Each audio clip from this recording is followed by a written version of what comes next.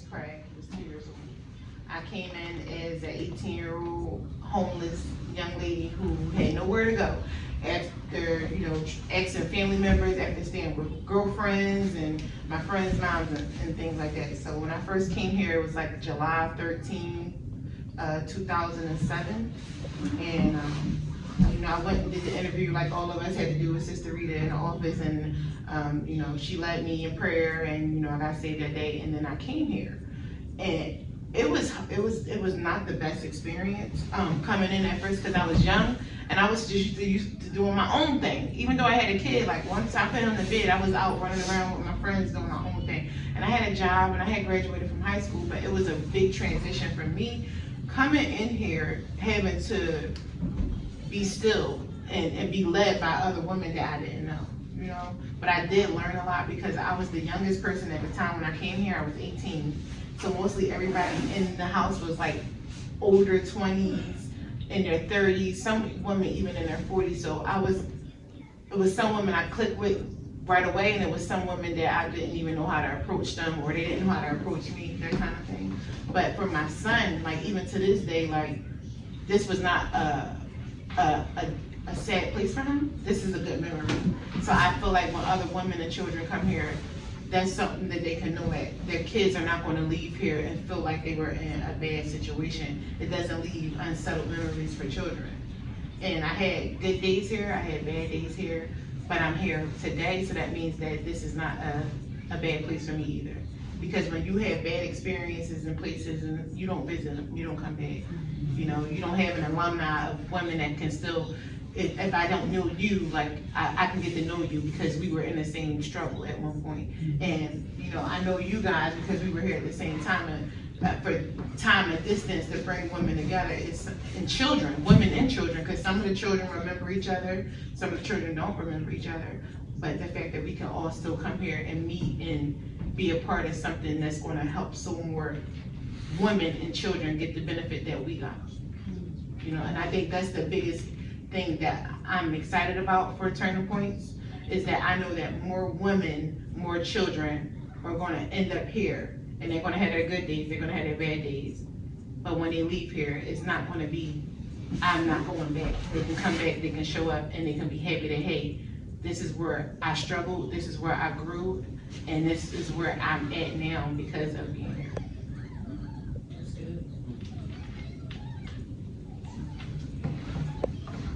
I'm excited for the mission to continue for the next, basically, generation of women and children. Well, I'm Lakia. I came in 2006. Yeah, it's not. So if we give our experiences in that light, Right. okay, I was trauma coming in, okay, but When I left hearing out. them, yeah, it's a process. Every individual had that different trauma, and it was a process towards healing. They transition. Look at them now. The center is God, period. The center is God. Because my understanding, Sister Rita didn't do anything without God. That's what was told to me. Everything was based off of God. I was taught how to pray. I was in my word. I got saved. I joined the church. And that wasn't in my own understanding. It was because I was here in this ministry with Sister Rita and Sister Nisi. I met some women, that was different, that was going through different things, that were healing. The children, they played, and in my heart, I believe because the kids are just don't know. They just don't know. They just formed this bond, which allowed us to, we got to know each other on a deeper level because of the bond our children had playing together, going on trips with one another. So yeah, that's what this ministry did for me. I was able to take my daughter down Romans Road, her getting saved. Me joining, she got to see her mom in a different light. and because I was here, my prayer for my daughter has always been, Lord, raise her up in the way that you want her to go. Because of me coming in here, I didn't know. I was messed up. So her seeing her mom in a different light, in a different way, you know, Wayne Hall shaped me into the woman I am today. I feel like you that. Know? I feel like the mission kept me from coming back to the mission. Right. Because I got, one, I didn't want to be homeless again, and two, I didn't want to be, like you said, like broken and feeling helpless and down and out, you know what I mean? And I feel like people always ask, like, how do you do it? You know, you got 5 kids, you got 6 kids, how are you able to do it? And it's like, well, I know it ain't me getting up every day and doing it. I know that God is right here with me every day, and He is leading my footsteps every day, whereas though I'm able to take care of the children that He has blessed me with. You know what I'm saying? Because if I was doing it by myself, then I wouldn't be here. Right. You know what I'm saying? And being here, like you said, with the kids, going on trips, and that brought a sense of relief. Because we were able to like disconnect from our reality. Because you know, when you're here, you're like, oh, this is home. But then people are, where you live at? Where you live at? You get that question all the time. Oh, I live in a shelter, or I live in a home for women and children. This was our mansion. Like, yeah. This was the mansion. Mansion. What facility that you know that have a group of women go on trips? Like, and I ain't talking about boring trips. We had fun. You know, Christmas. You know, the outlook and the outcome was you can do it differently from what you've been accustomed to doing, what you learned how to do. You can do it right. God in your life. You know, doing it in order, His way. You know, and no, we didn't come in perfect and we didn't leave perfect, but it gave us wisdom to know that it gave us structure. You know what I mean? Okay, this is what I'm doing when I leave here. I may stumble, but I have something to double back on. You know what I mean? You know, whatever I had to go through here, it shaped me for this moment. So I believe that Turning Point is going to continue that. I, pray that it continues. Number one, God-centered. God-centered. That's what did it for me. Well, you gotta think, like, the director is the same, Sister Rita. Right. You know what I'm saying? So she's still here. After all this time, all these years, she's still here. So I feel like, she doesn't give herself enough credit, but I always feel like she's the foundation of the program. Because she's the one who was always here. If anything happened, she was here. You know what I'm saying? Like I said, when I knocked on the door earlier to come in, I was surprised that the door wasn't already open for me before I knocked, because that's how quick she was. Right. You know, you never stood there. You never stood there too long when she was here. Her or Sister Denise, they was on it. Oh, my girls is at the door. My kids is at the door. They opened that door. You didn't have to worry about nothing. You knew that door was going to be open. You wasn't going to be standing out there like ain't nobody here to do it. And that's what made it so comfortable coming in. Yeah, because you was always welcome. It was always like your home. Like, even if somebody was in the kitchen, they heard that door, because it ain't no doorbell. That's a tough door. You ain't never had to bang the door down. I never heard nobody bang that door down. I wasn't here when it happened, but I'm just saying, when I was here, I don't remember ever standing at that door like, oh, I don't feel like opening this door for this girl and this little boy. Like, we were always like, welcome, but hey, come on in, like every time. So that's what kept me coming back.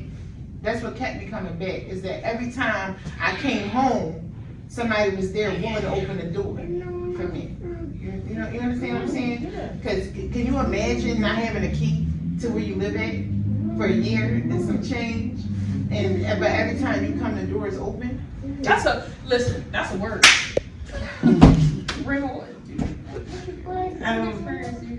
I had a great experience here.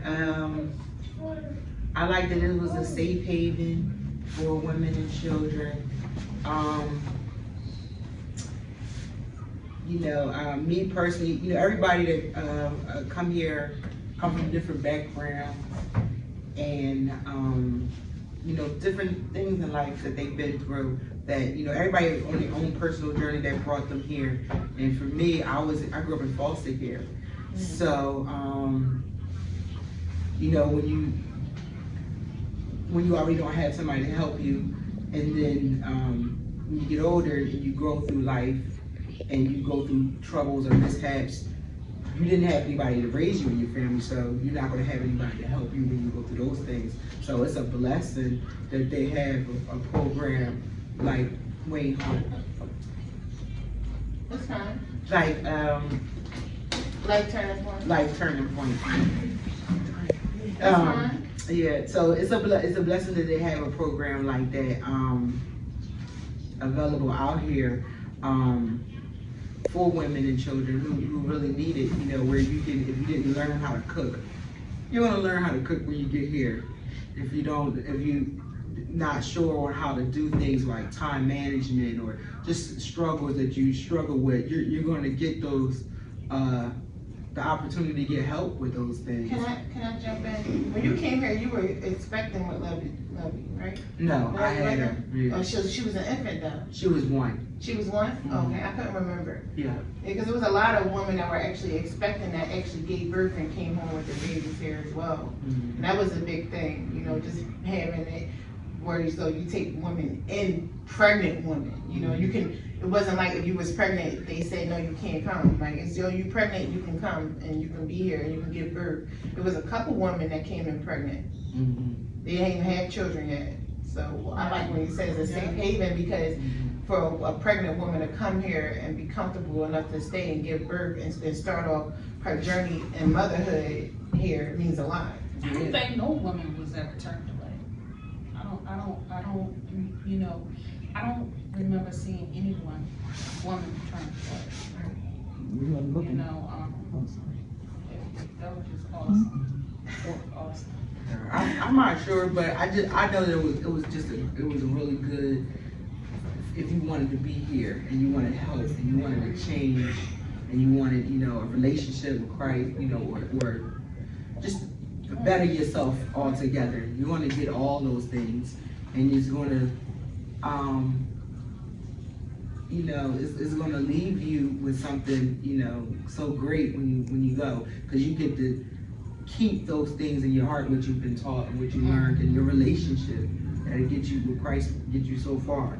So that's been a blessing, and I'm glad that the Life Turning Point for Philadelphia is continuing the legacy that it has.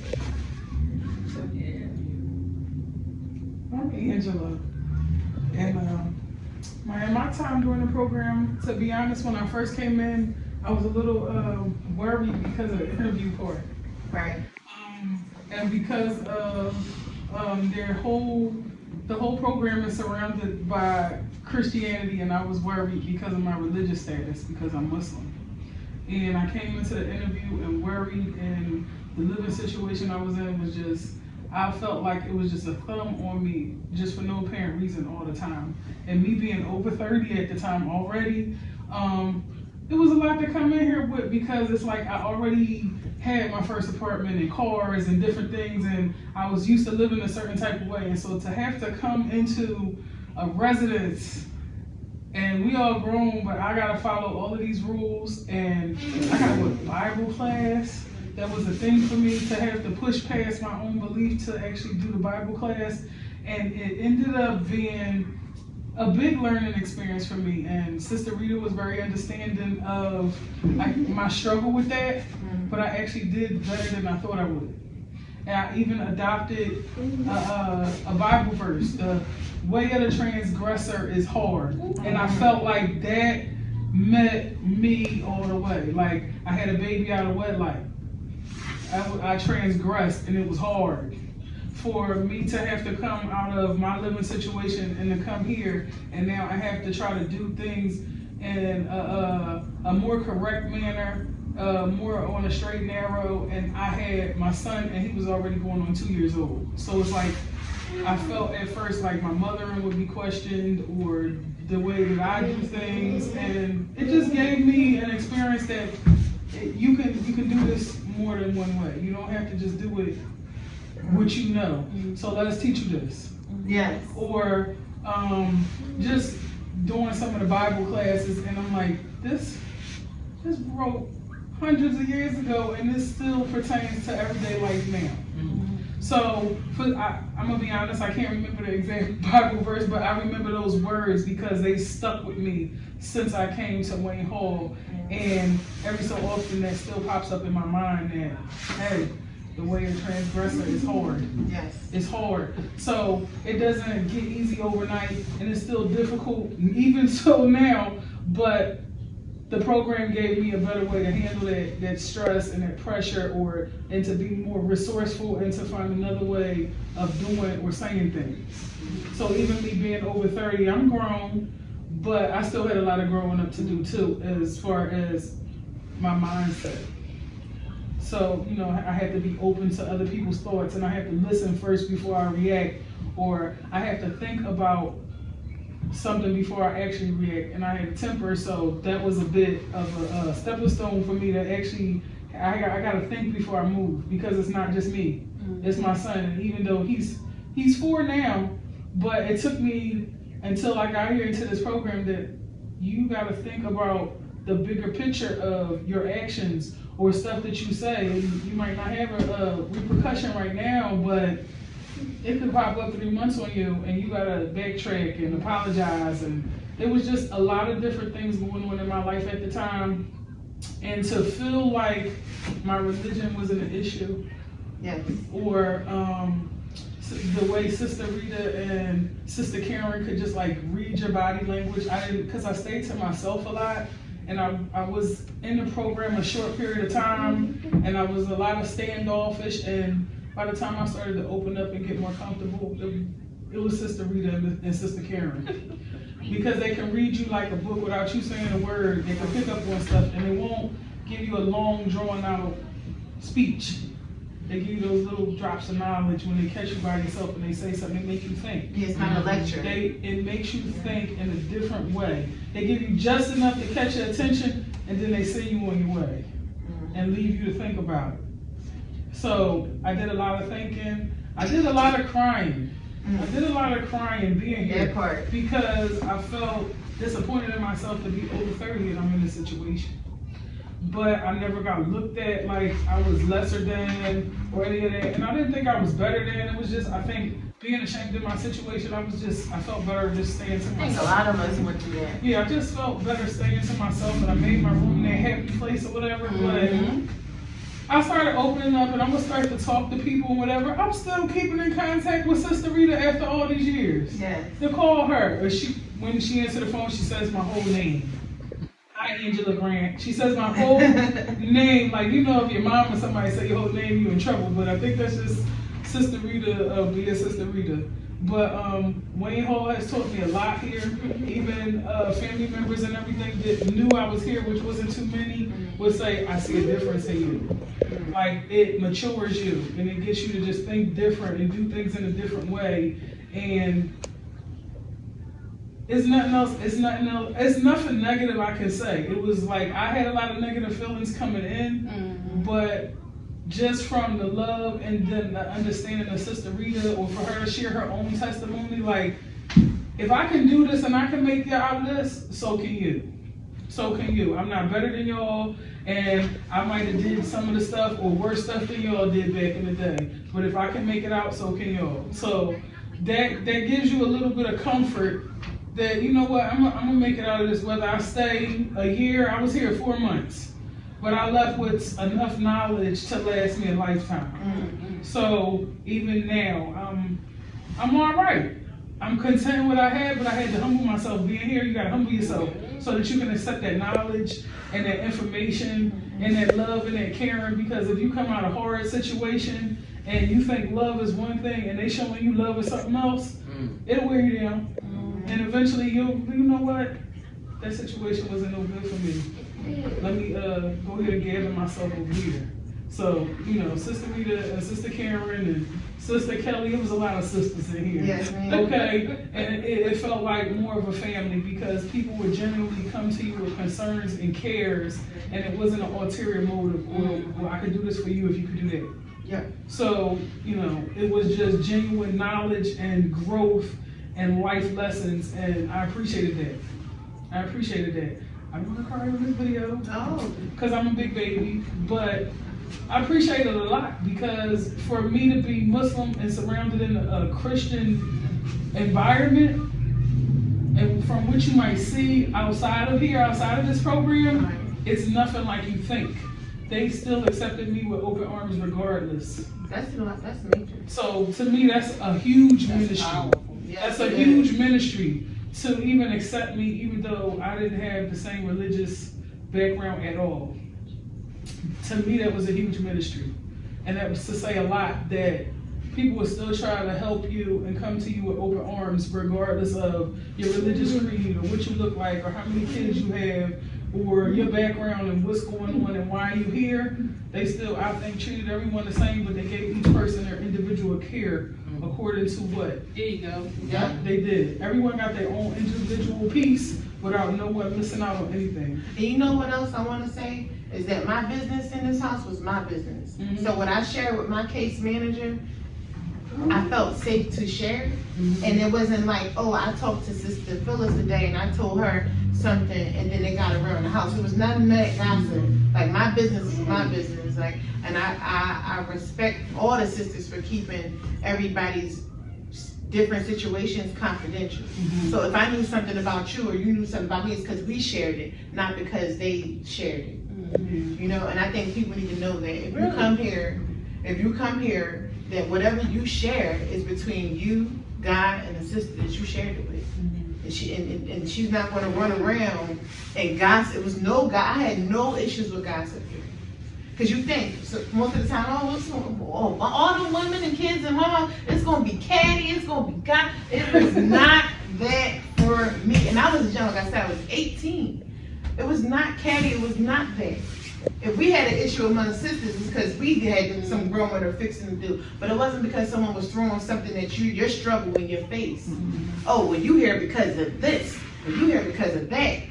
And then you got to look, like you knew that the staff here, they had your back because they was, whatever y'all talked about, it stayed between y'all. And that's a big thing. It's a big thing that people need to know. That I feel like that's one of the most popular things to know. If you come here for help and you come here to have God help change your life with the woman He has put in place for you, you don't have to worry about that extra stress.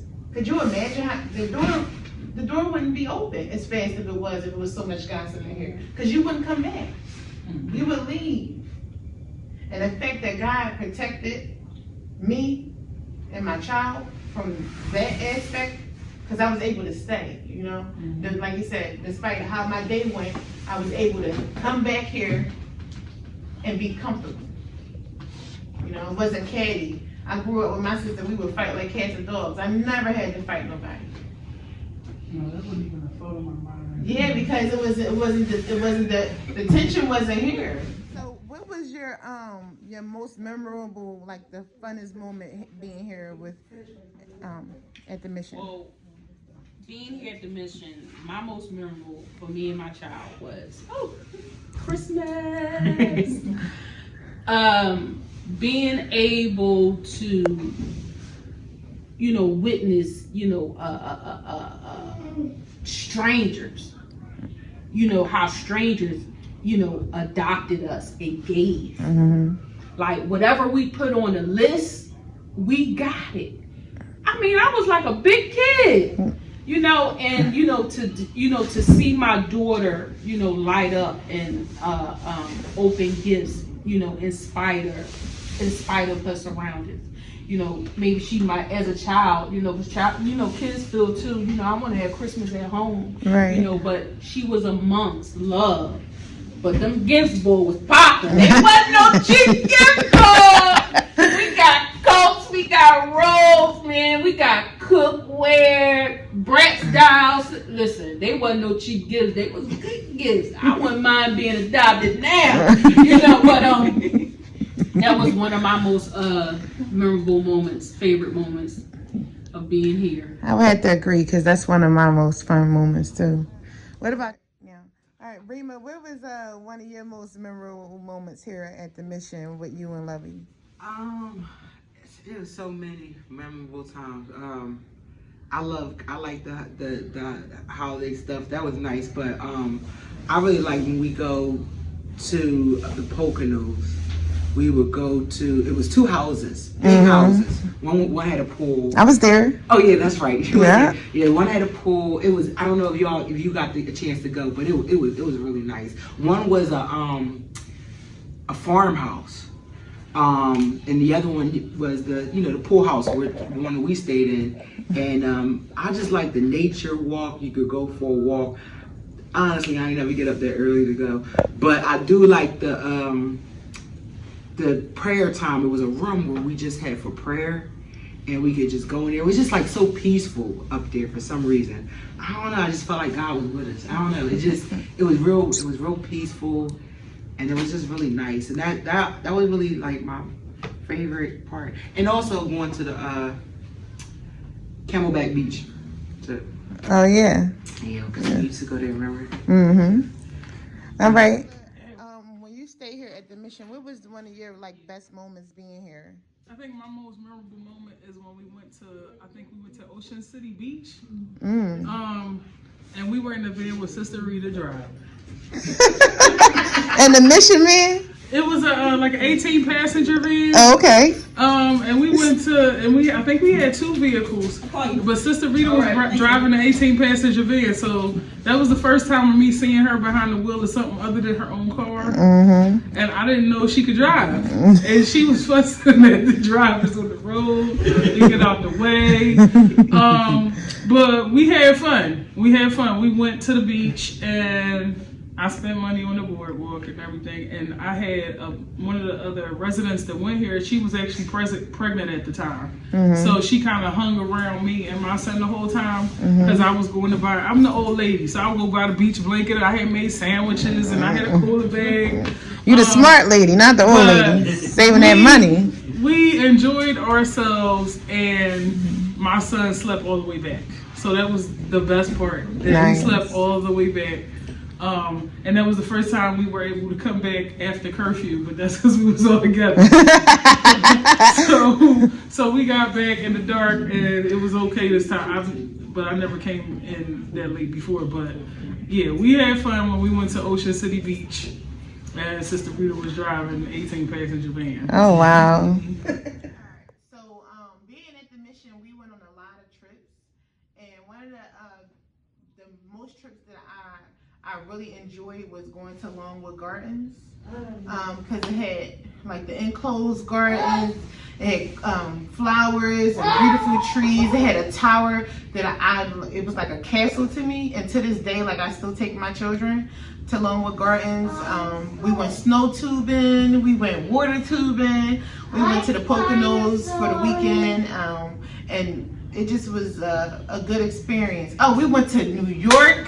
We went to the Brooklyn. We went to Brooklyn. We went to Junior's. They had cheesecake, and we went to go see a play. I believe so. We did a lot. Church in Brooklyn. Yeah, the church. We went to the church in Brooklyn. That was so fun. Yeah, but I would say Longwood Gardens is one of my favorite trips. But New York might have been the best one because we got to take the kids to the toy store. Yeah. And we went shopping. And we rode the trains. Yes, it was really, really dope. That was dope.